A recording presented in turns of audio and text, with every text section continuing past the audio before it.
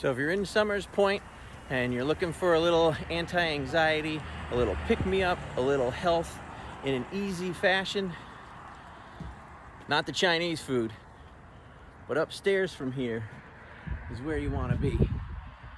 Point Wellness. Let's go meet Doug.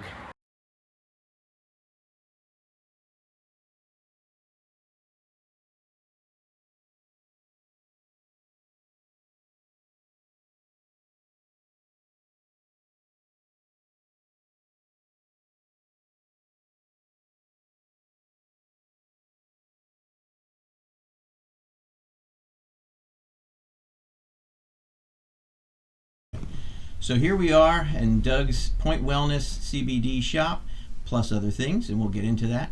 But Biorenewable Health Network podcast is here. We're going to learn from Doug about CBD products and how it came about and what it is now, and try to pick out of his brain as much information as we can. So Doug, thanks for having us in your comfy facilities here. So why don't you tell us who you are and where we are? Well, thanks for joining us, and I just want to thank you by having us at the Biorenewable Health event this past year. It was a great event with a lot of other quality vendors, and we were able to educate as well as help out a lot of new clients there. And we have those returning customers too today, as well as before you came here setting up. One of the customers that I met at that event was solely here to get helped out, and it's been a great way to communicate with the community. Great. So how long have you been in Summers Point? Well, we started here in October of 2019, and I just came randomly here on a camping trip to visit my parents. Saw that my parents were, getting older as well, and I had already been shipping home CBD products at that time to my father to help him out. So I knew it was time to come home, and decided to move back and start this spot, and found it within 24 hours of basically moving home. Nice. So where were you before that, and how did you kind of get into this business? Well, I've lived here most of my life, and then I moved to Monterey, California, where, I was always into small business, but, just working my way up, and started a carpet cleaning business. And then from there, I really went into the whole THC CBD business, because I just saw a community that needed someone to help educate as well as give, the best rates possible. In a community that really needed it, and it was struggling at the time, and people just needed help. I had a lot of people that was starting to get cancers at young ages, and THC was somewhat of the new future for that. All right. So why don't we start by saying, what is the difference between CBD and THC?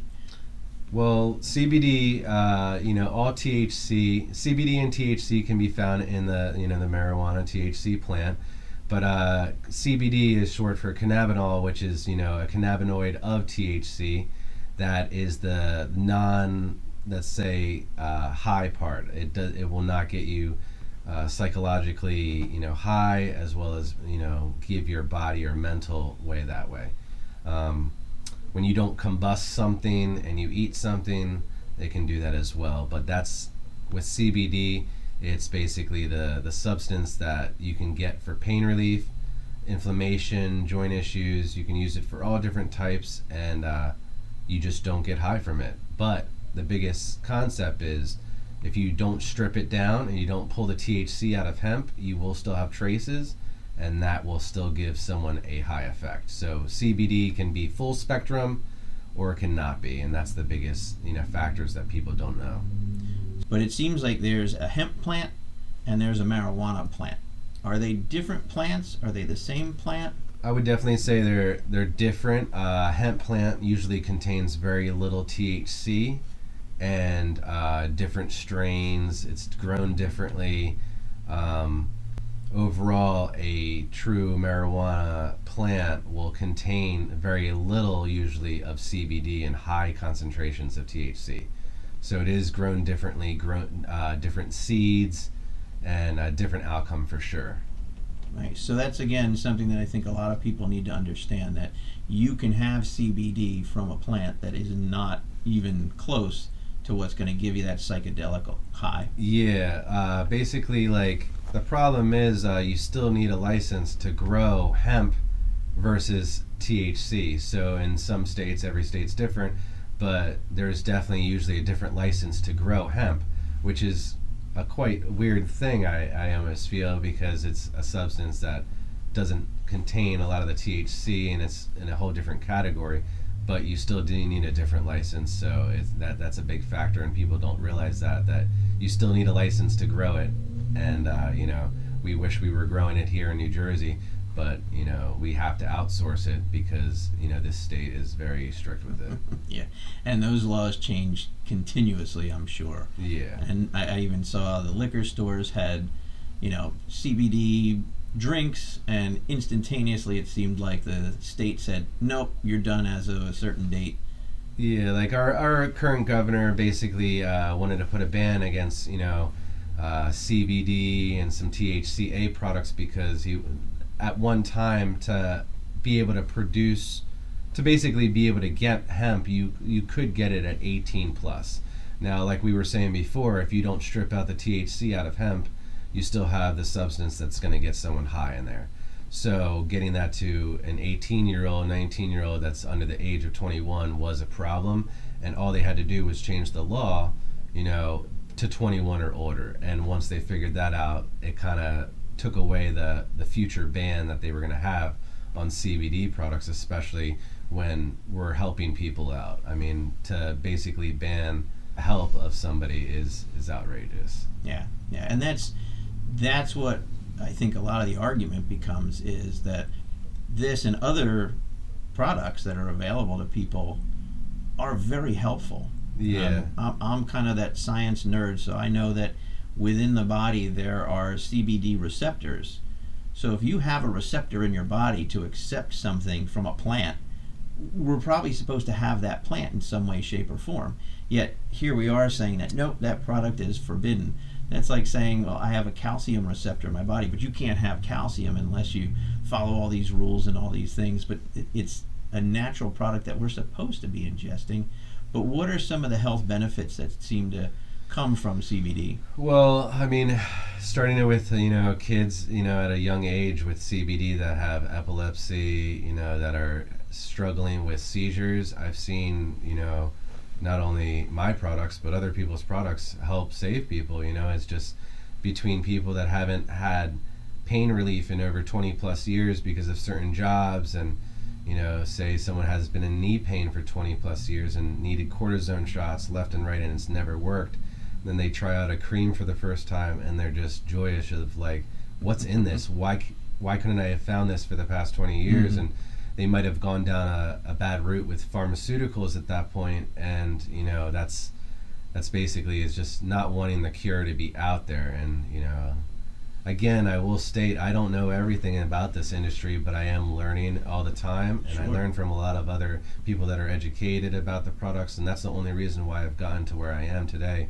I think with any type of industry, you never know everything, and there's always going to be different types of biological, people coming into your life that one thing might work for them and another thing doesn't, but then it's the opposite for the next person. So it's just always about what works well for someone. Like we said in the beginning, THC isn't for everyone, but I do feel like having some CBD in your life, it's like a good vitamin. It could never hurt you. It could only help you.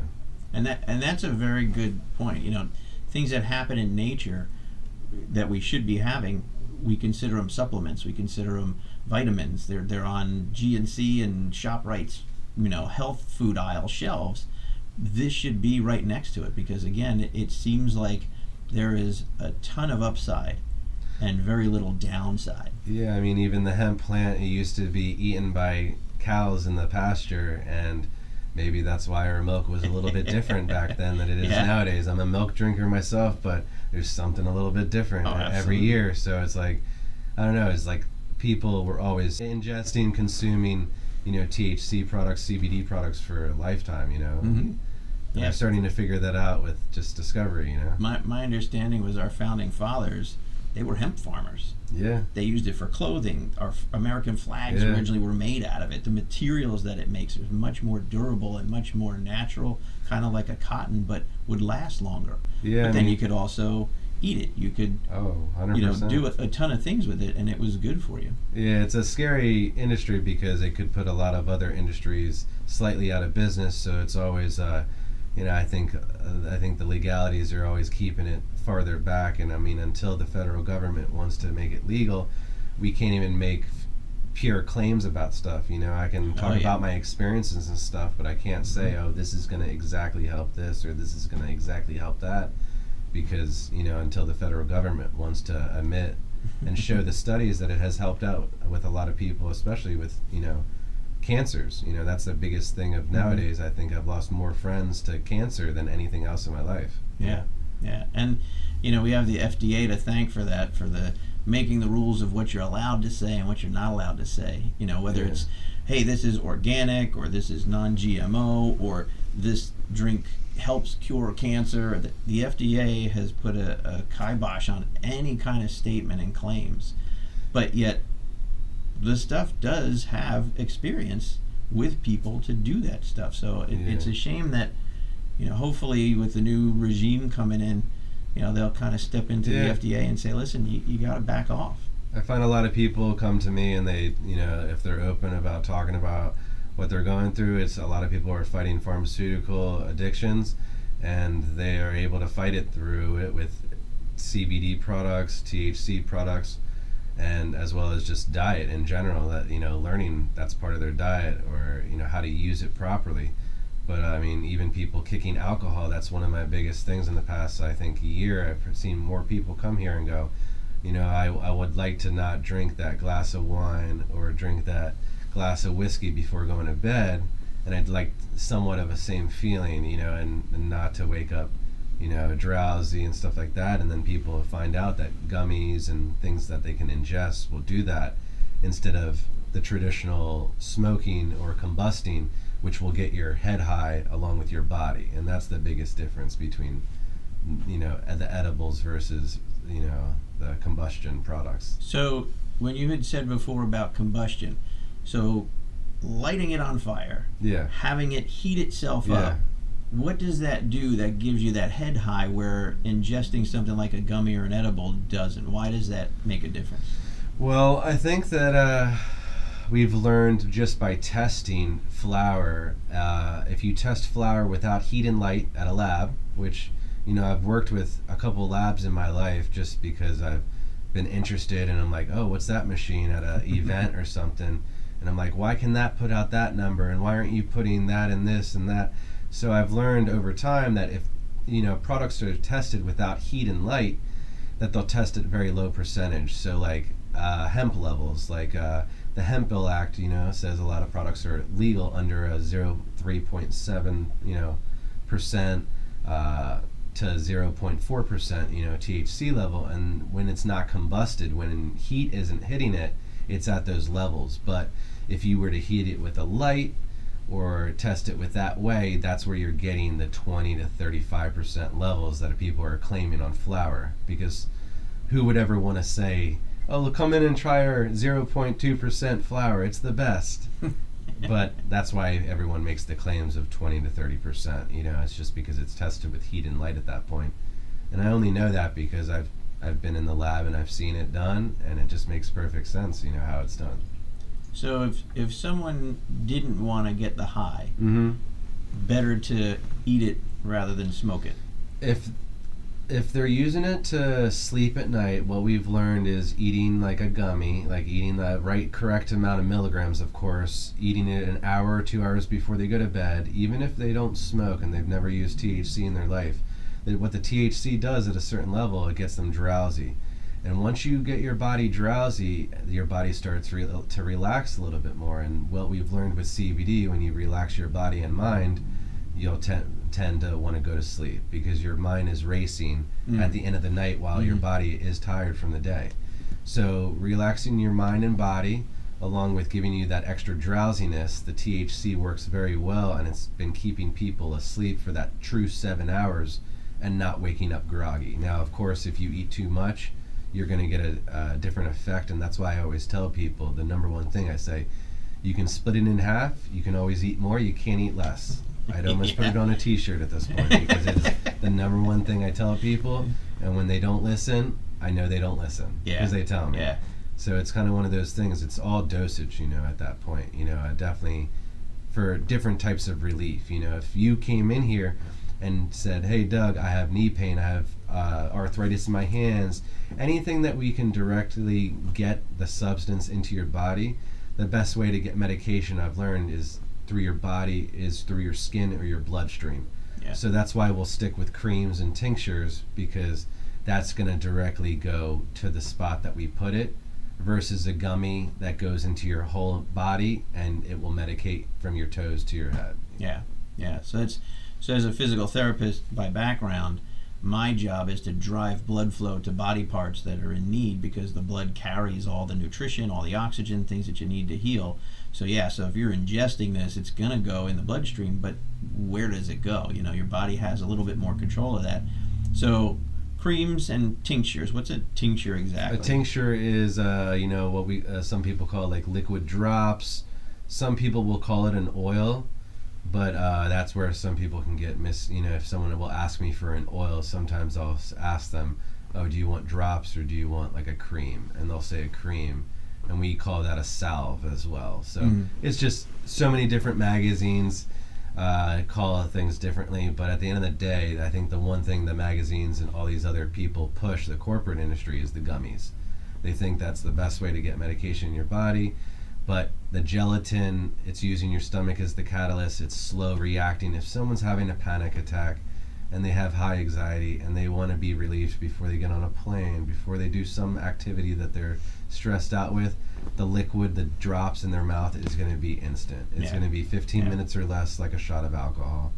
So that's like the best way. And that's same thing with the THC. If someone were to use THCA tincture, less equals more, I always tell people, because it reacts quick. So a lot of these products, other people's products I've seen come in the store, it says take a whole dropper's worth, and I'm like, I tell people 2 to 5 drops of my product, no matter what, see if less equals more, because the whole goal is to save them money in the long run, as well as give them a quality of product. And the tincture brings in customers like that once a month. They're on their regiment of picking up their bottle, and they will always tell me now and then, if they run out of the bottle, they'll try to see how they feel without it, and there's a complete difference on how they feel. Like, they just feel more multitasking, more focused with it. And at the end of the day, that's just because I'm not putting any sugars or anything extra in that product. It's just you're getting the CBD form of isolate in the liquid form.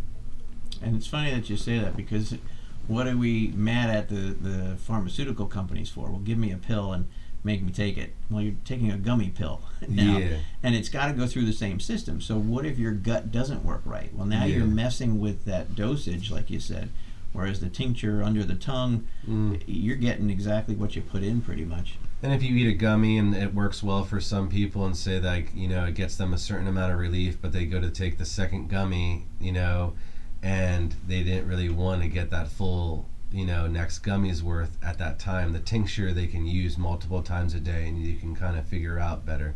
I mean, 9 times out of 10 I get people new in here and they go, oh, the tincture has never worked for me before, the creams never worked well for me before, because most of the products out there at other shops are watered down. Everyone's ordering from a magazine, and I've seen the big corporate places in California and downtown LA and stuff, and the products are just very watered down. And at the end of the day, I want people to buy the product that they want and know that they're getting the same relief every time. And with the drops, they can figure that out, because I have people that take it in the morning when they wake up, take it before they go to bed, and then take it during the day if they need it when they come home from work. And at that point, it's not overusing it. One bottle can last somebody a month.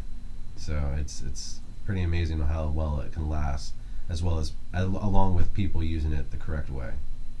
So does anybody have like an allergic reaction to it? Do they have like overdose issues? Are there any kind of, hey, you definitely don't want to cross this line with either a gummy or an edible or a tincture? Well, with CBD, especially my CBD that has no THC in it, I've never seen in over 15, 16 years now of anybody having a bad reaction from CBD. It's almost amazing. it's kind of hard to believe when you think about it. But I've never had someone like, there's no overdosing, there's no addictive property. I mean, people say, am I going to get addicted to it? And I go, well, what do you enjoy in life? Like, is there a meal that you enjoy that you eat once a week? Are you addicted because you eat that once a week? Or does it make you feel good? Is it productive for your system? You know, if it's productive for your system, it's good to do it or take something. And I feel like when people learn with CBD, like it's just, when you get CBD that has THC in it though, yeah, you can definitely go down the wrong path, because when you read full spectrum this, full spectrum that, especially people that need to pass drug tests, it becomes a worry. A lot of people think that they're taking CBD right now and they have no THC in their product, and that's actually like not true. I used to go around to a lot of shops when I moved home, and I would just play dumb and just ask like, hey, does this product contain THC? Like, would I pass a drug test? Because I wanted to know if I was the only one still doing this. And it seems to the fact that a lot of the people are still serving full spectrum products, which is great for some people, but it's not for everyone. And not everyone's being educated on what they're taking, especially if they have a CDL license, if they're a nurse, doctor. I mean, I've had so many different, everything. Like that, and police officers now can still take THC, but knowing that they could take CBD during the day and they won't get high, that's the difference between using it at night, you know, for people, you know. It's mainly just knowing that you're using a product that you're not going to be foggy with during the day, whether you're working with students as a teacher or anything of the sort. I mean, I've seen all different types of jobs, and I'm always amazed that there's still no bad side effects from the CBD that I've produced with people, just because it has no THC. Now, once you get into THC, there's definitely times where I've gotten the phone call at 8 o'clock in the morning, like, oh, my wife ate the full gummy, and I've said, all right, well, we're gonna have a talk, and like, you guys remember I told you to take half or a quarter at a time, and they both said yes, they do, and he said my wife didn't want to listen. Did it anyway. And, you know, I had to just coach them over the phone of what to possibly do to get back to their normal state, meaning like just to bring them down a little bit. And most people don't realize if you're too high on THC, you can actually take a pure CBD product and it will bring you down. It will counteract it a little bit. That's why a lot of people love these 1-to-1 ratios, because they don't realize it, but they're not getting the true intents of the THC versus the CBD and the THC. Interesting. So we sell gummies and we sell brownies that are 1-to-1 ratios for people, but we like selling the products separately, because then you're getting a pure THC product that you can understand how to use, and a pure CBD product, and you can still use it in combined, but just know that one is definitely bringing you down a little bit. Now, it's not counteracting the healments, like the stuff that's helping you heal and feel better, but it's just counteracting the high a little bit. Mm-hmm. So when people think, oh, I take 50 milligrams or I take 100 milligrams, no problem, and then I find out they're taking CBD with it, when they take a true 100 milligrams of THC, they're like, oh, they're whacked out of their mind. So I try to always make people, like, if they come to the store, I ask them right away, what milligrams are they used to taking, and I will never shoot them in the wrong direction of what I feel like will bring them back with a good experience. I've had too many people that other shops bringing customers for me, where they bring in their product that they bought from somewhere else, and they say, I'm having a difficult time using this, and I look at the product and it's like 200 plus milligrams per gummy, and they've never used THC in their life. So like, for someone like that, we want to start them off with like 2.5 milligrams, not 200 plus. Because and the stories that you'll hear about it, I'm lucky that they even made it to the store to want to try it, because that's what ends up happening is with edibles. You know, half the time you'll hear a story, oh, I ate too much one time, and you know, that person might never do that again, meaning like they never might try an edible. It's just not for them. You wrecked their experience. It wrecked their experience. So I try to make sure that when they come in here, they're getting the experience, but as well as, you know, the introduction, and not being pushed on a product where if I had employees, I would have to teach them the same thing, where other shops just tell them, hey, sell them what they want or sell them the highest milligrams. And at that point, it's just like not fun, because you don't want people overloaded on edibles when they don't want that, you know? Yeah. And that's something I think is great about you is you're treating this as if it is something that can just wreck somebody's experience and just completely sour them to something that probably would have helped them. And for those of you who are out there and you look at Doug's website, you look at his Google reviews, there's not a bad one in the book. And it's because of that concept of, I'm going to give you a good experience because it's the right thing to do. We talked to the other people on our podcast about the reason that your small business does well in the alternative wellness space is because you're doing it right, and people aren't stupid. They know what's right. They know what they're going to come back for. And people come back to you because you build them that right experience. Not that people need their hand held, but just sitting here now, I think you've thrown out at me probably 10 things that would have just made my head spin if it wasn't for you explaining it. There's a lot of difference. A lot of difference. There definitely is, and that's why it even took me as long as it is to learn what I did, and they're still learning. I mean, you're still looking up, like, people don't understand all these molecules of THC. They're very misled. People come in here and they see sometimes my signs say, delta 8 or delta 9, delta 10, all these molecules of THC, and they're like, oh, I don't want, the typical thing was 5 years ago, I don't want something synthetic. And I couldn't believe that people were saying this because living on the West Coast, I hadn't seen anything synthetic like this that people were talking about, so I wasn't sure, and people were very much misled with delta 8 and saying, oh, it's synthetic of THC, it's made in a lab and stuff like that. Well, everything is, not created in a lab, but everything's tested. And when you test THC and you break down, over 100, like thousands of molecules, but over 100 cannabinoids easily, every little thing is different. And some of these, molecules can be just as strong as the full thing. You just wouldn't understand because you're breaking it down and then you're concentrating it. So, like, for instance, we have some products that only have one molecule in it and it's 25 milligrams, and then some products that have 4 molecules in it that are 125 milligrams. And on the corporate level, legally, that's how they can make the stronger products versus the typical 5 milligrams that some places will have. And that's just because they're making their products on site, they have different restrictions of all different sorts, and they're not breaking down the molecule. So, obviously whoever created the Hemp Bill Act was very creative and very smart about everything and was thinking about the long future of it. But, at the end of the day, it's just a lot of people don't know that these molecules can still give you an effect and still give you,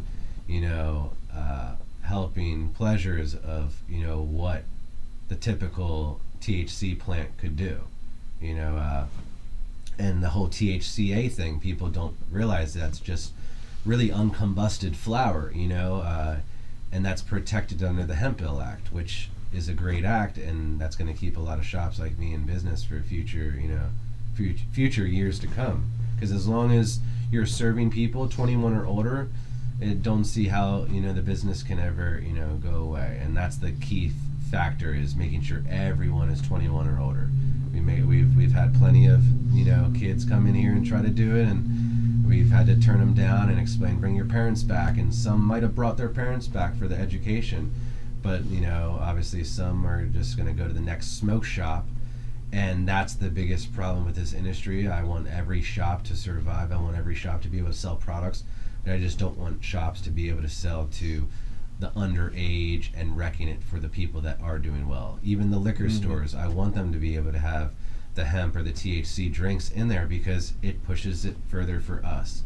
And when someone comes to my shop, they say, oh, I saw those at the liquor store, or vice versa. And, at the end of the day, just being able to have a variety of products is always going to help out people, and not just one product and push it on everybody.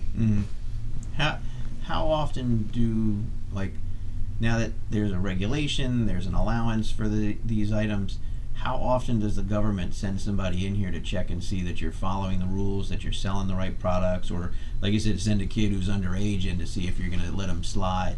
I mean, I think that every day, I think any time that those underage kids are coming into my shop, that they're definitely being sent in, which is perfectly fine for me. just because of the different instances. And if I'm not here, sometimes I've had my mom watch the shop, and she's had the same kids. So we're on point with it, and we just want to make sure it's done right, because at the end of the day, it's just like alcohol.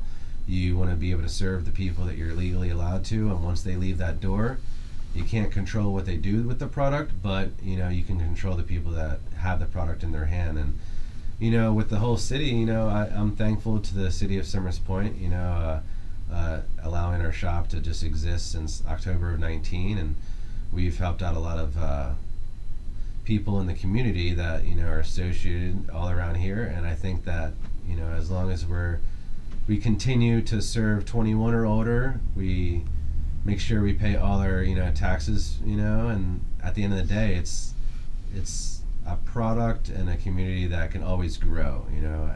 The thing I think people go downhill with is when they don't do those things, they start getting caught up and their business will not survive. And we've seen that happen a lot over the past 5 to 10 years with companies. And even if someone orders products for me offline, I will, unless they're in my binder with all their information, I will have them send their ID and verify exactly who they are before I ship any product. And that's the biggest factor too, is the shipping aspect.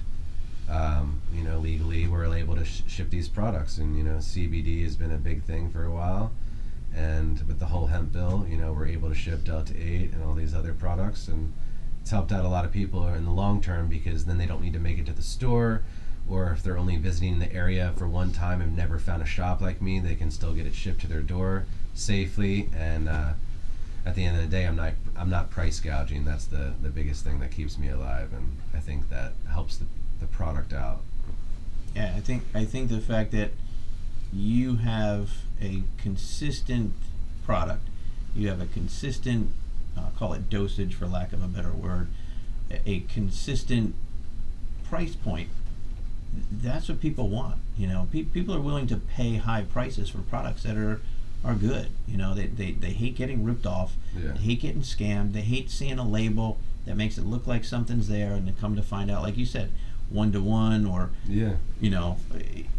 less than what you thought was going to be in there, with all the numbers and all the different deltas and all those things. You really better know what you're looking at when you read a label, or you can come here and ask you, and you're straight up, you're honest with them, because again, you want to build that experience. You want that customer to be happy. You want them to get the results that they're looking for, if they want them for a specific reason. And honesty in small business is where it is. And I think if the community didn't want us here, we would know about it by now. The biggest factor is when you're not doing things right, you're gonna get complaints. You're gonna get the whole vape industry was ups and downs for the past 10 years, because the big corporate companies were pushing the vapes to be safer, and then they were taking them away because kids were getting sick, but people weren't being educated about what they were using, the type of product that they're buying online. They had no clue. And I think that's like the big industry that they're trying to save. So they do send in people, I think, to a lot of shops to see if they're selling vapes to underage kids, because that's the one thing that I've always gotten asked for. It's the vape. And at the end of the day, I don't want a product to be in the hands of someone like that. And I explain that to a lot of parents as well. Like, I educate them, put things in a lockbox, hide things away, put it away, because at the end of the day, if their child still takes that to school, they're going to get in trouble. Mm-hmm. I provided it to the parent, but it doesn't mean the parent's going to get it stolen from the kids. So I have to educate a lot of parents just to remember, hey, lock it up or put it away, because it's not their son or daughter. It's maybe a friend that sees it and takes it or something. Yep. And that's the biggest factor. If there's community complaints, that's when shops don't survive, I think. Yeah. And I think you're right to say the education, because as an adult, you come to the shop, you get your product, you take it home, and it doesn't even dawn on you that your own kid would come in here and take it and give it to their knucklehead friends, and then you end up in a ton of trouble. Not you, the parent ends up in a ton of trouble. I mean, that's the irresponsibility we don't want, and you're not going to get that if you're not educating them. And I hate to say it, but you have to educate them every time they walk in the door, because it's not always at the forefront of somebody's brain. Yeah, and I think educate all these small events, like we started off in the beginning, and me just telling you how beneficial I think the event was that you threw, the biorenewable event. I loved it. Outside, community, like everyone got together, and those little events are key, like without my fiance's help and, even as well as a few friends, I wouldn't be able to do a lot of these small events successfully, talking to other people and having people, a lot of my circle of friends, I think that help are willing to be educated, and I start to hear them saying, the beneficial facts and like the things that they need to the customers to make the sale happen, as well as make them feel educated about it. So, keeping a tight circle of people is definitely key to keeping the business running. I mean, I wouldn't be able to do it without a lot of people at my event up in Kutztown, as well as, like I said, anyone that's helped out around here, my fiance and my mom, as well as, just my friends and family in California, anyone that's helped me develop the products. And just, I can't be out there to produce everything, so a lot of the products do get shipped. I mean, even our cream, I support a good family friend. His parents make the cream for me nowadays, and they have the gardens out there of Charlotte's Web, which is the highest CBD flower on the planet. And I was able to go to the gardens, do all that 10 years ago, and figure out the recipes with them that would work for my community, because the product had never been introduced to the vast amounts. And I think that's the key, is working with other, like-minded people, and knowing that you're just never going to do it all on your own. I used to think that a long time ago, but you always need help. Yeah. Well, if you want to keep things really, really small and really, really simple, you can do it yourself. But not to the scale that's beneficial to a community. No, and you want to grow because you want to be able to provide more education to more people. I mean, the shop was never always as busy as what it is now. I remember at times where, I have everything's word of mouth for a long time, but like we were talking about before, the Google reviews have changed our business completely. We've only started doing that in the past year and a half, and I think we've hit 220 plus reviews, and we don't pay for that, we don't push that, we don't. It's just, if someone comes in here and goes, Doug, I read your reviews, I can't believe, I found your shop, I reiterate before they leave, hey, you found the shop through a review, try to leave one, just because people need to know the experience. And nowadays that's what it comes down to. Nobody wants to be, I love technology, but no one's ever going to want to come into my shop and just order from an iPad. It's just not going to work. Some of these bigger businesses, I love their look. I love the Apple Store look. I wish I could have it one day, but for now, keeping it consecutive, or keeping it basically going the way it's supposed to, you need to have that interaction with the customer that comes in. You need to ask, is there something different that changed, that you're trying to use a different product if you notice they're not buying the same product as before. And I've had people buy the wrong product because I didn't ask enough questions and know, hey, we got to change that out before you leave. I didn't realize you weren't buying the 20. That's what you wanted it for. Yeah, it's just I want people to never be misled. That's the biggest factor. Yeah. And that's why this is successful, is because you, as a business owner, don't stand over people and go, you need this, you want this. You ask the question, what are you looking for? Let me help you to find what's going to work for you based on my experience. Yeah. Because somebody had just said earlier today to me, they said, we want wisdom so we can make good choices, but wisdom comes from making bad choices over the years, and that's what we call experience. We expect people to read a book, go to school, get a degree, and you know everything. Yeah. You don't until you have experience. And you not only have experience, but you were in California. Yeah. Were you in Colorado too? I was in Northern California for 8 years, Vegas for 3 years as well, and LA for a year. But I think the biggest thing that when I think about this, I would have never thought I would have been in this industry completely, because I went into education, which obviously, what am I doing now? But art education is much different than this. I grew up with educators. My dad was a music teacher for over 50 years, and my mom was a teacher, for over 35. So I always thought teaching would be the way, and I just think I needed to figure out how to get back to that. I had other businesses that I would be doing on my own, and it wasn't about education. It was just about getting the job done. And then when I fell into this, field, it was about educating, as well as someone took me under their wing to educate me about stuff like, oh, this is the future, and I would have never believed that. So there's people I still talk to nowadays, and we still share those stories about like, oh man, you remember when I showed you CBD for the first time? I was like, bro, what is that? It's white, it's a substance, I'm not sure about that.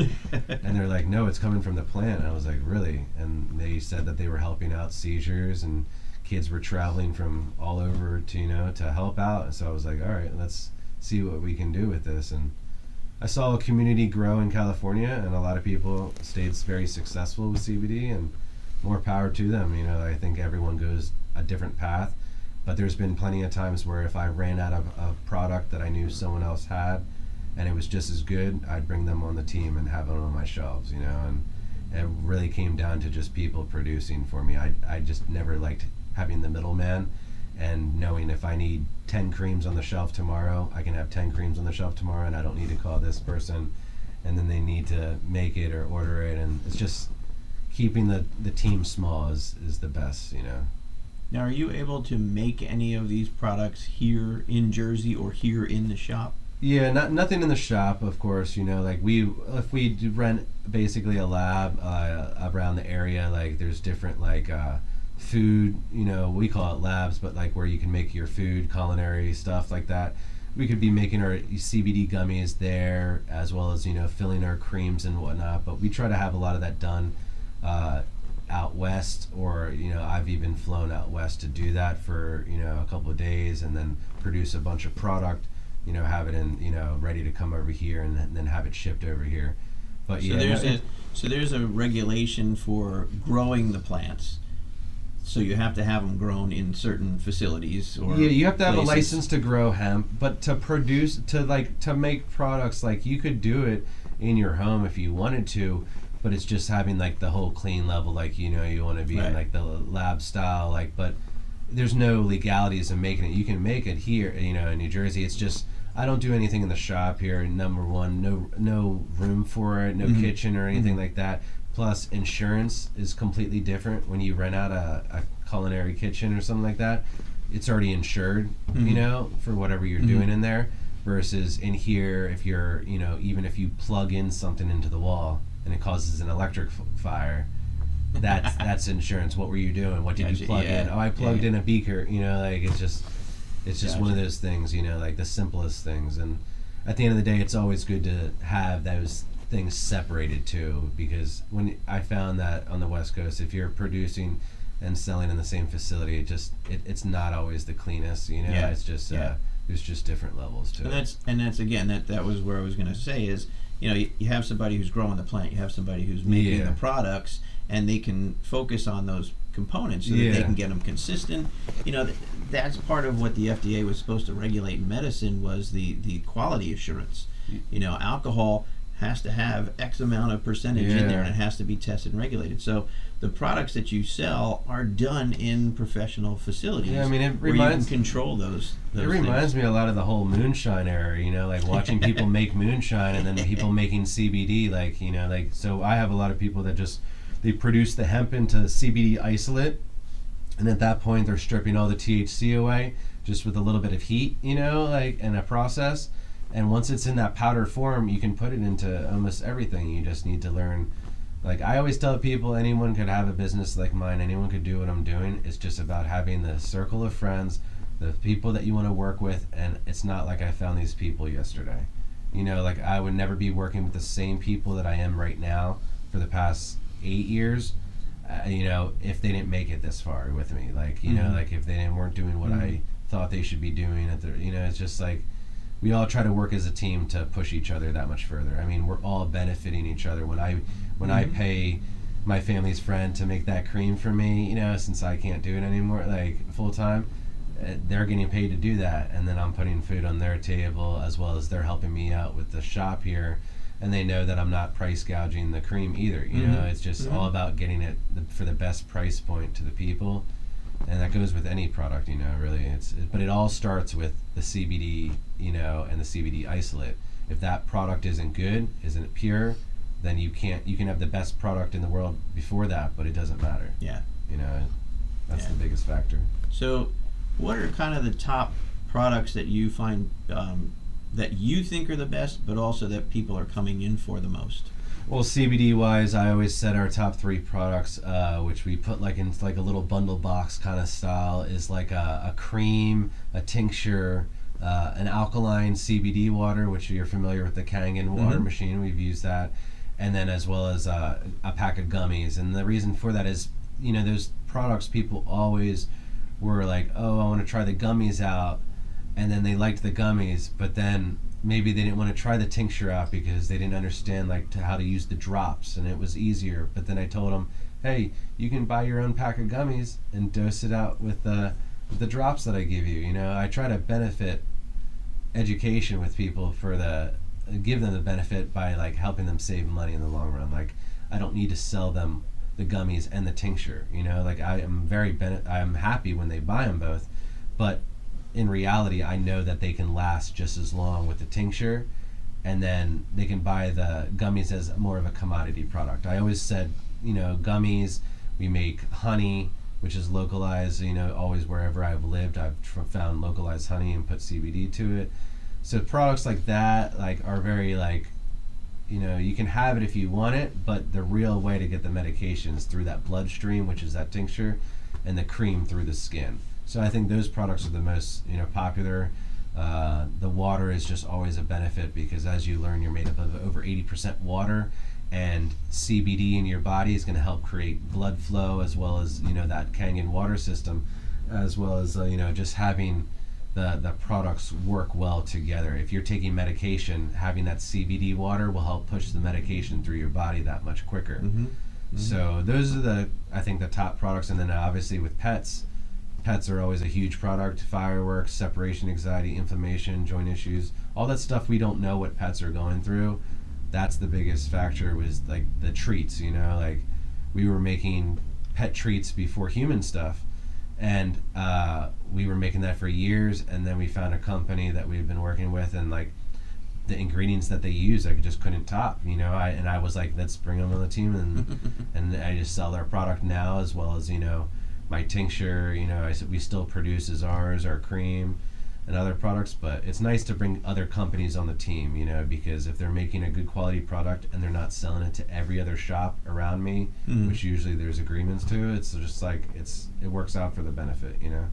And with THCA products, obviously disposables, flour, which disposables are vape carts, and then flour.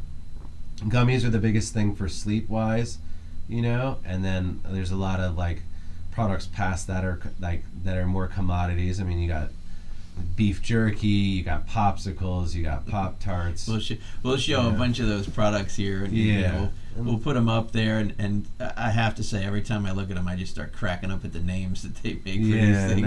No, it's so fun. And some of the products will last, and some of the products are mass-produced packaging, where someone can, like, if someone's making a candy bar and they're making it look like, some of the candy bars that we know, obviously the packaging is most likely produced somewhere, and it's the quality of the product that's in it. But a lot of those products we stray away from nowadays because we're trying to just stick with like what we know best, and like products that aren't going to be taken off the market because of the labels, or sometimes the labels are too close to other companies. Like if you take a famous candy bar company and you make it look like their candy bar, they're not going to like that in the long run. So a lot of those products have depleted from our stock in the long run, but it was a good ride for those. It's just people sticking with gummies and like the simplest products, rather than copying or plagiarism. It's never a good thing. It makes me laugh, but you're right. You're basically just saying to confuse a kid. And he thinks he's eating a Butterfinger, but he's eating something else. And I've seen it before at like a lot of the festivals and stuff. So that's a lot of those companies. They don't last too long because of that. And that's at one time we didn't care too much about that, but in the long run, it's just we've cared about that because we want to have a product on the shelf that's going to last for the next 10 years.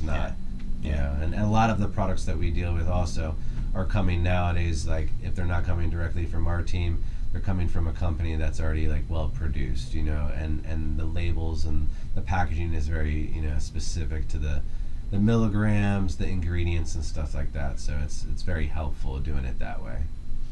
You've done your homework. You've been around for years. You've been to the places that make it. You've helped create recipes. You know what goes into it. That it's just a total comfort that I would just completely just throw my trust into you to say, hey, if you're telling me that this is what I need, after I tell you what I'm looking for. And that's the key factors of people being, I don't need to deep dive into their life, but if I ask what they're using it for, and if they want to be honest with me, they're always going to get the better outcome. Because if I know someone's using something specifically for pain, or if they're just using it recreationally, and they just want to get a recreational, feeling from it, then I can shoot them in the right path too. And that's just comes down to the higher milligrams at that point, usually for those types of customers, For right now, I do what I'm doing for everybody, which is asking you some trivia questions to see your knowledge. And so far, everybody's done poorly because I Google the crap out of stuff and end up down a rabbit hole looking at stuff, and people are going, where did you even find these questions from? So these questions could be good though, because if you don't know the answers, then you learn them. Then that's kind of what I did. I was doing it to learn it, but also to see how boned up you are on the job.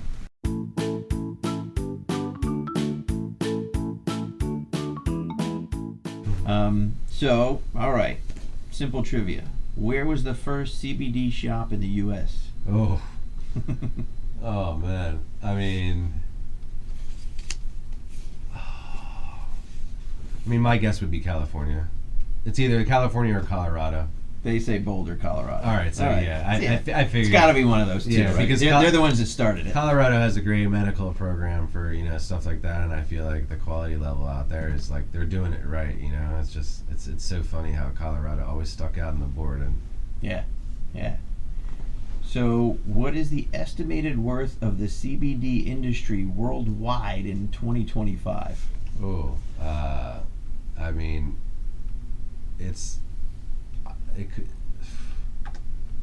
over $1 million industry for sure. I think it's just $1 billion industry. They say 20 billion. 20 billion. Yeah, I would say definitely in the billions. And it should be. It's when your product works. Well, you look at even things like water. Water was a $1 million industry one year, and then it went to $1 billion industry the next year. So it's just like these industries are growing so much because if it's benefiting people, they're going to be more prone to invest in it. You do a good product, people will get it. Yeah. All right, this one was a shock to me. Which state in the U.S. consumes the most CBD per capita?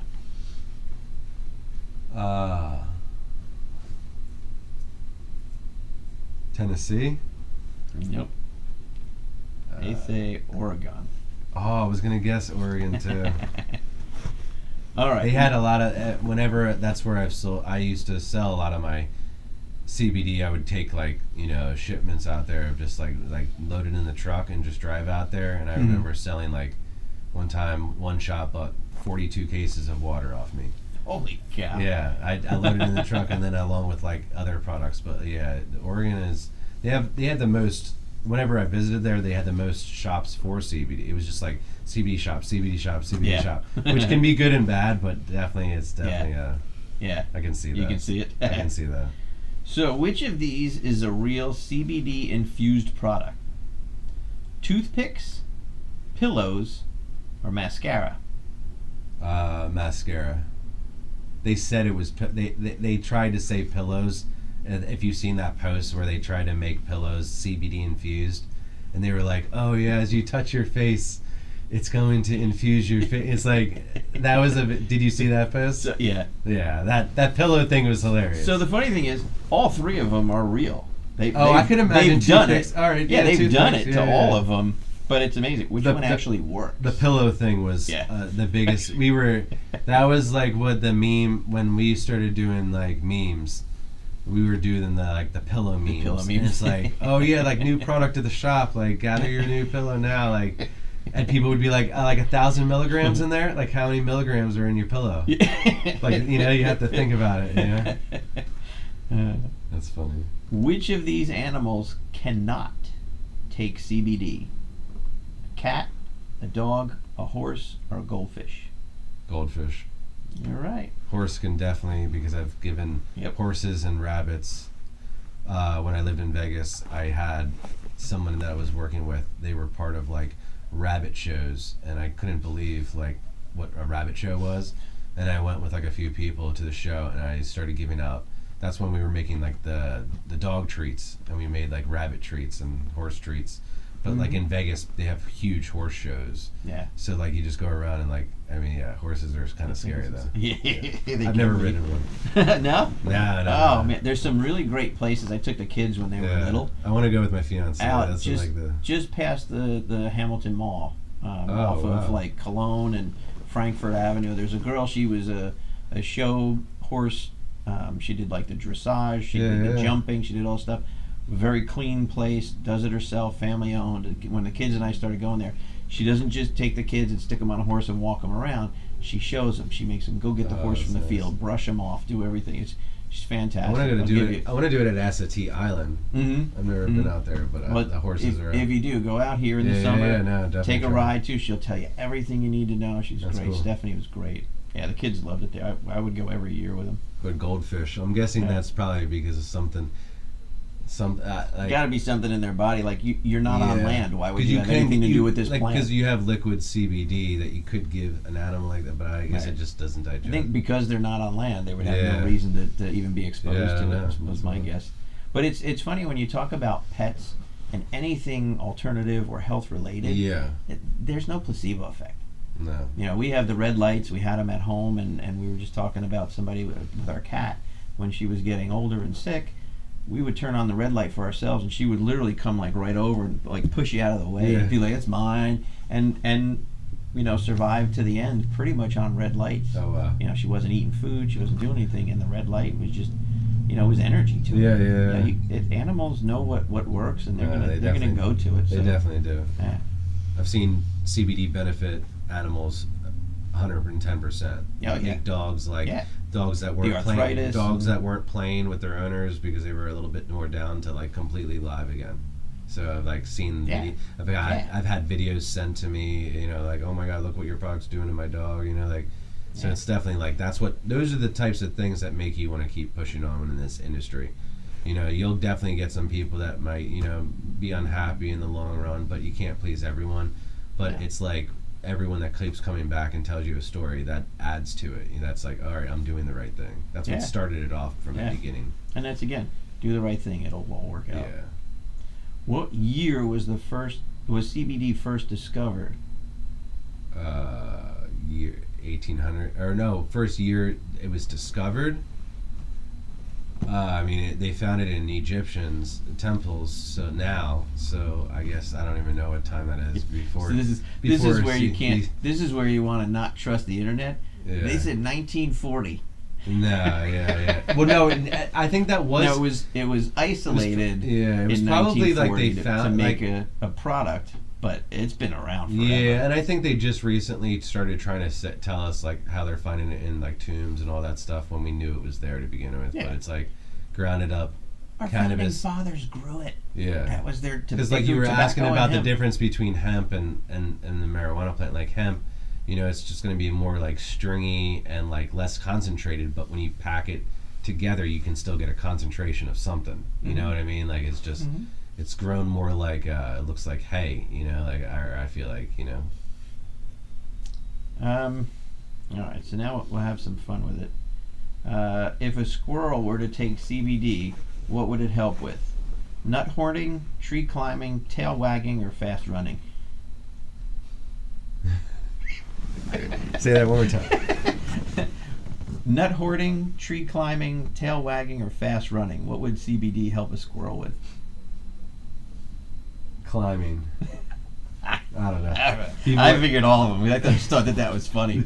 I'm putting in like I would say all of them. Hey, let's do some CBD trivia, and it was like, what would this do? And I'm like, why would the internet have this in there? And I'm like, there had to be somebody on too much THC just typing stuff into the internet. I was thinking someone have to be more concentrated to climb. You know? So what's the dumbest question anyone has asked you about CBD besides whatever I asked you today?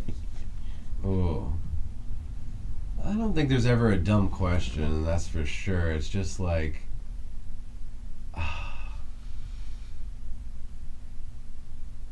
man, it's hard because there's no like dumb, like I can't think of like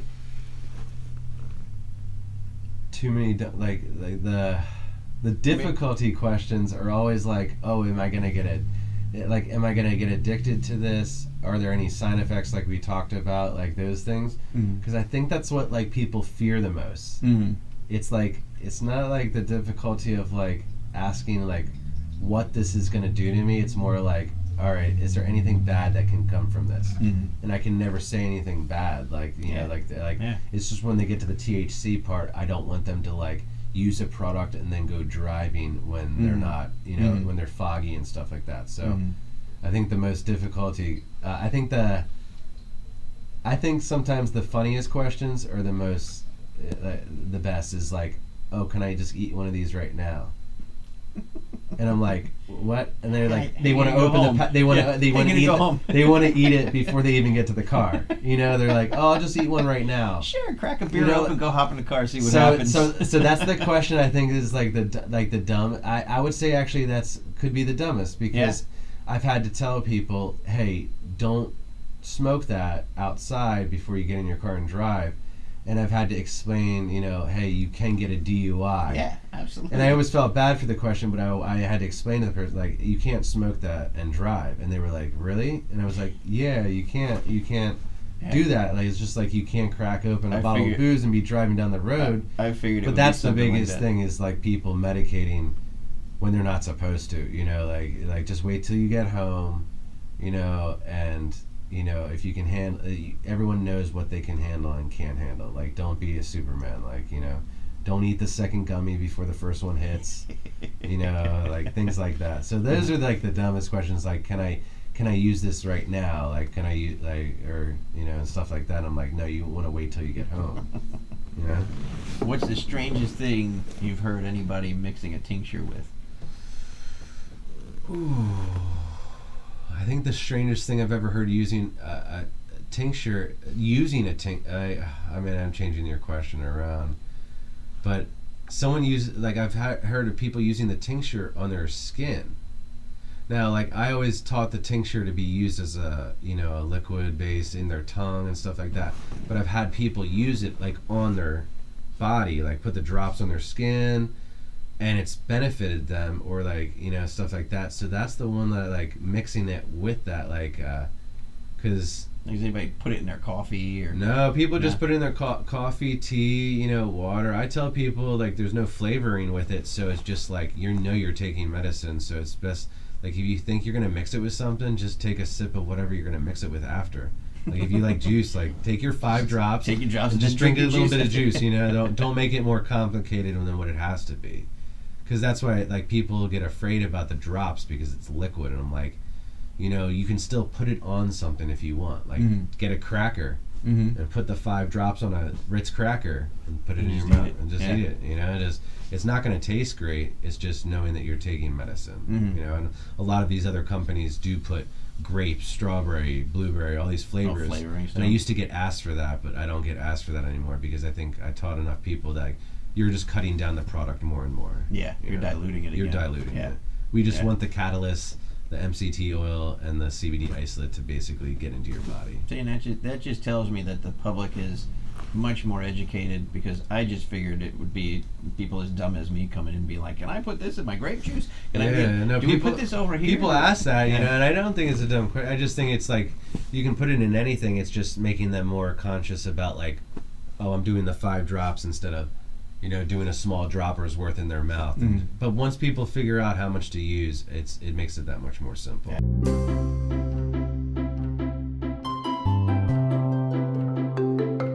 Questions to kind of get to know you. All right. To kind of let everybody know, like, hey, I'm a regular guy. I'm a local guy. So one of the things I ask everybody is, like, what's your guilty pleasure of food or fun or whatever that you like to do that most people would look at you and go, you should know better than to do that. Oh, like that. I mean, I'll always poison myself once a week with McDonald's. Those nuggets. Yeah. You know, quick meal. But I always say, and if a customer walks in, if they ask how I'm doing, I'm just taking my poison meal for the day. So that's probably, I mean, I like sweets and stuff too, but definitely like now and then like junk food, like, you know, like a fast food meal like that is always fire. Nice. So I know you travel. So what's the coolest place you've been to in our country? Ooh. In our country, I definitely think there's a spot that I go with my fiance once a year. We go up to Michigan, Mackinac Island. Yeah. And Mackinac City is where we camp, and we camp with like 70 to 80 other truck campers like us, and they all have vehicles like us, a truck camper. And all like-minded people. We set up a big circus tent in the middle of the campground where everyone gathers every night. They eat together. People spend time, and like just going out there and spending time on even Mackinac Island for a day where there's only horses and bikes basically allowed. It always takes you back in time, and plus it's just such a nice area. Like Michigan is definitely a spot that's nice to visit all different types. Plus you're on the border of Canada right there, so if you take a boat tour or a boat ride, like the canals, I think it's called, like we've done it, like where it drops the water down, something like that, and that you're right there. You can see Canada. It's just on the other side of the bridge, you know. Nice. So it's kind of cool like that. Nice. I hear a lot of people like it. Yeah. How much CBD do you do? Well, I'm definitely more of a THC user, but I use some CBD to like, I'll definitely use the cream 100%. If I have any aches or pains, that cream is the first thing to go to. I'll take gummies when it's mixed with THCA or THC in general, like because I like the mixture, like the 1-to-1 ratio, as some people do. But if I just take too much THC, edible wise, my body just wants to shut down drowsiness and I want to go to sleep. So CBD wise, like I love the CBD water. I'll definitely use the CBD honey, but the cream I think is my fleet product for myself. Yeah. I should be using the tincture more. I tend to sell it and give it to people more. I never have enough bottles in stock, you know, so it's always one of those things that like if I'm out of stock one day, I have to have it in stock by the next day. Yeah. For customers, so people are dependent on it. Yeah. Do you have any clothing that is made from hemp? Me personally, I know I have some bags that are made with like hemp materials and stuff like that, but I don't think I have any pure clothing that's made from hemp. It's pretty rare nowadays to find places like that, and then you're like wondering if it's really pure hemp, because then I can order the same clothing from the same like magazine, or like the same, like if I see like the one thing it's like 100 different bags, I can literally order the same 100 bags in an order. So I'm like, how real is that, you know? So I never know how real the products are, but I think I've had more hemp bags, like duffel bags and stuff like that from companies, you know, hats and stuff like that. I was annoyed. I had ordered a shirt that I saw, and I said, you know what? I've never had anything made out of hemp. Yeah. Let me get it. So I get it. Box shows up. I'm all excited. I open it up, and I look at the label, and I go, are you me? 65% of this is polyester plastic crap. I'm like, come on. They didn't even get past half. Yeah. I'm like, never even wore it. Just chucked it. Yeah, I think the I'm amount so of mad. stuff that you can make with hemp, when you were saying earlier, is like, that's the game changer. Like, that's the scary part of like the industries of like the hempcrete, you know, people building houses with hemp, you know, just hempcrete, and like cars and stuff like that, and knowing how well it could be if it was produced in the right way. We do a lot of things with it, you know, even with the paper and everything like that. We always talked about trees, save the trees. Well, you could possibly do it that way, but they don't want to do it that way because they make money on everyone's making money. It's a full circle of life, you know. We don't want anybody to lose their jobs over something, but it's just like it's keeping everyone, like the loggers don't have jobs, then they go unemployed and they're not cutting down trees. But you know, it's I remember hearing years ago, I think it was on Joe Rogan or somewhere, where they were talking about when they started to vilify hemp and call it marijuana. It was because somebody owned a tree farm and was selling the trees for newspapers back in the day. And they were contemplating using hemp because it grows easier, it's more sustainable, you're not cutting down the trees. Well, that guy was so pissed, and he owned a newspaper. He started writing in the newspaper that, oh, you can't use hemp, it's marijuana, and it's this bad plant and everything, and just to keep his newspaper plant I could be going. completely wrong, but isn't the Constitution or something like that written on something, something like that, yeah. I'm pretty sure of that sort. So, important documents have been on hemp paper most of our lives. And they've lasted. So that's the biggest thing. So, what is your sleep routine? Well, in the past few years, I have a couple new kids in my life. So one is 13 and one is 6. So that's taken, I would say, I'm more of I'm trying to sleep almost sometimes as soon as I get them to bed, My fiance is always like, why stay up a little later? But I'm cranked out by then, As soon as I put the 6-year-old to bed, I'm so drained that I'm always asking, oh, why does my body feel this way? And I'm like, I'm just drained by the end of the day, but I wouldn't change it for the world. And I know that sleep schedule wise, I try to really be in bed by 10 o'clock, 10 to 12 every night, because I want to get that true 7 hours of sleep. And I'm waking up at 5:30 or 6 to get the kids up and all that stuff for school. So I know if I don't get good sleep, it's never a good thing, but I love my sleep, Do you use any product for sleep? I definitely have been using, this one product. It's like a CBD THC brownie that's been helping me sleep a little bit more. I've used gummies to sleep and stuff like that, but I'm more of I'll use cannabis. Sometimes I'll inhale it or dab it before going to sleep. Stuff like that. Sometimes I'll take the vape pen out on a walk with the dog, but overall, I definitely think that whenever I do ingest a product, I know what's going to happen, so I just have to take it at the right time. Because I've taken 1,000 milligram nerd ropes and stuff like that, and I've tried to push through the drowsiness, and it's just really hard. It's at that point, and then you're sleeping for the rest of the day. So sleep regimen, definitely getting that 7 hours of sleep, getting to bed at 10 or 11 o'clock is key. If I can, that's the... All right, so now it's time for the lightning round. All right. Coffee or tea? Coffee. Carnivore or vegan? Carnivore. Salty or sweet? Sweet. CBD or natural water?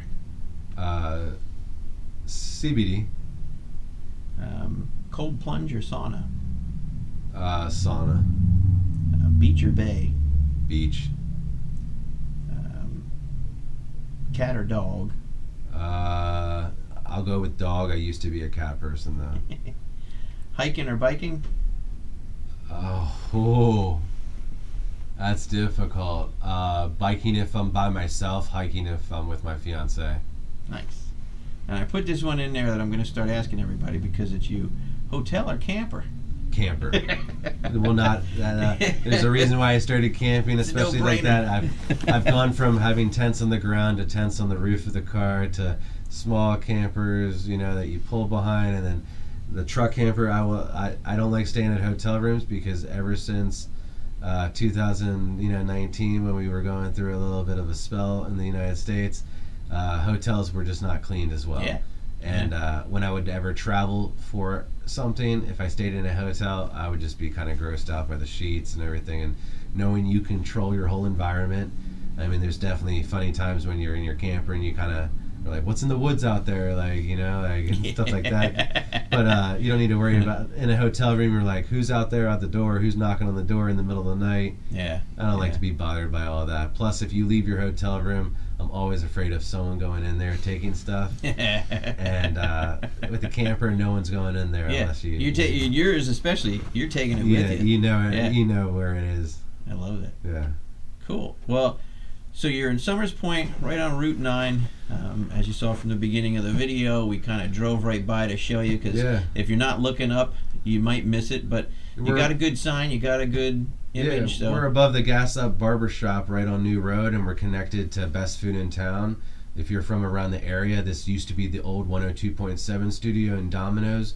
I remember coming to this spot specifically asking and begging for concert tickets and stuff like that. And I remember this was the spot I first came home to, and this was open up here. This used to be the Budget Blinds spot, if people know the area. And, you can't miss the top 3 windows say CBD on the street, but we just don't blast the area with too much signage because, we like to keep the community happy with that. And, it blends in, but like I said, everyone looking for a shop usually is looking on the ground floor. We're on the second floor, which is nice. Which is nice. And if someone's elderly or they can't make it upstairs, I will provide the education at their door or downstairs, in a manner that they'll be helpful with. Like, basically, I'll bring their products to their car, anything of that sort. We provide that. We just don't do a lot of deliveries just because it's hard to break away from the shop nowadays.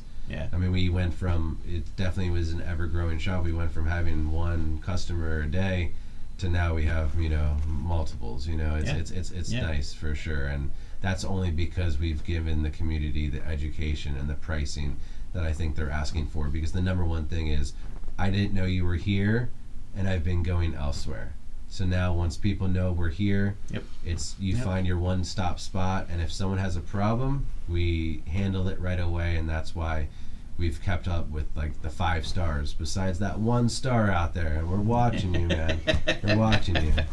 I got one of those, and I was never heard of the person. I was 5 minutes. I was 5 minutes late due to a family issue, and he didn't understand, and he didn't like the product that I had. But you can't please everyone. I learned. You can't. And I love trying to give this area a vibe, and provide them the education that they need. And that's what we're trying to do with the health fair and with this podcast, is to kind of let people know, like, look, there's tons of great stuff local. Yeah. You don't have to shop on Amazon and online to find this stuff. It's here, and it's here with knowledgeable people. Yeah. And people who care. That's a big one. That fair had such a vibe to it. Yeah. Everybody had positive energy. They all cared. And we're working off a deteriorated image because other shops, maybe not from this area, they wrecked it because they were selling products that they didn't test out. They didn't test out with their own people beforehand, and they didn't get people coming back because the biggest thing is people bringing a product from another shop. I tried this before, and it's almost like I don't want to beg them to try my product for once, but I want them to know, hey, you might get a different experience completely with my product because I've worked on the success rates to be there, and that's the biggest factors. Yeah. So if you guys are looking for an education, if you're looking for quality products, this is the place to go. And I hate to say it, but you put a couch in this place, and now I really never want to leave because it's so comfortable. We try to make it comfy in case there's too many people here, especially in the summertime, so no one overlaps each other. Yeah. And just know when you come in, you just need to show your valid state driver's license. A lot of people ask, I'm from Pennsylvania, I'm from Virginia. That doesn't matter as long as you show a valid state driver's license of 21 or older, and you provide us with a little bit of information, you're good to go for the future. And we also can ship to your door after that. Yep. Like I said, it's everything you need. And we look forward to the next fair. And thank you guys for coming out today. Coming in April. All right, Doug. Thanks a lot, Grady. Pleasure, man. Take care. All right.